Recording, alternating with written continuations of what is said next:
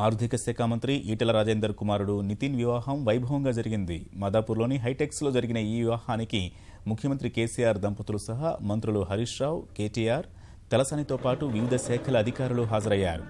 కేంద్ర మాజీ మంత్రి జైపాల్ రెడ్డి, పీసీసీ అధ్యక్షుడు ఉత్తమ్ కుమార్ రెడ్డి, ఏపీ ఉప ముఖ్యమంత్రి కేఈ కృష్ణమూర్తి తదితరులు హాజరై వధూవరులను ఆశీర్వదించారు.